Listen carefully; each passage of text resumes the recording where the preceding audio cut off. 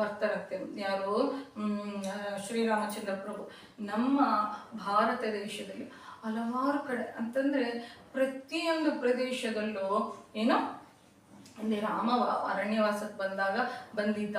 ಇಲ್ಲಿ ಪಾದ ಮುದ್ರಿಕೆಗಳಿದೆ, ಇಲ್ಲಿ ಸೀತಮ್ಮನ ಪಾದ ಮುದ್ರಿಕೆಗಳಿದೆ, ಇಲ್ಲಿ ರಾಮ ಒಂದು ದಿನ ರಾತ್ರಿ ನಿದ್ದೆ ಮಾಡಿದ್ದ. ಅನೇಕ ಪ್ರದೇಶಗಳು ಭಾರತ ದೇಶದಲ್ಲಿ ನಾವು ಹೇಳ್ಕೊತ ತಿರುಗ್ತಾ ಇರ್ತೀವಿ. ಕರ್ನಾಟಕದಲ್ಲಿ ಯಾರು ರಾಮನಗರದಲ್ಲಿ ರಾಮಗಿರಿಯನ್ನು ನೋಡ್ತೀವಿ, ಮತ್ತು ರಾಮನ ಚಿಲುಮೆಯನ್ನು ನೋಡ್ತೀವಿ, ಜಟಂಗಿ ರಾಮೇಶ್ವರ ಪ್ರದೇಶವನ್ನು ನೋಡ್ತೀವಿ.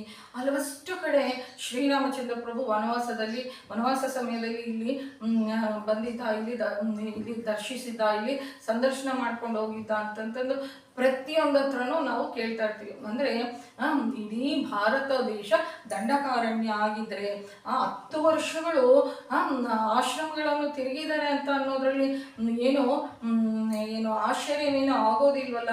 10 ವರ್ಷಗಳು ತಿರುಗಿದ್ದಾರೆ ಅಂದ್ರೆ ಅವ್ರು ಅದೆಷ್ಟು ಭೂಮಂಡಲವನ್ನು ಸುತ್ತಿರ್ಬೋದಲ್ವ, ಅದೆಷ್ಟು ಆಶ್ರಮಗಳು ನಮ್ಮ ಭಾರತ ದೇಶದಲ್ಲಿ ಇರ್ಬೋದಲ್ವ.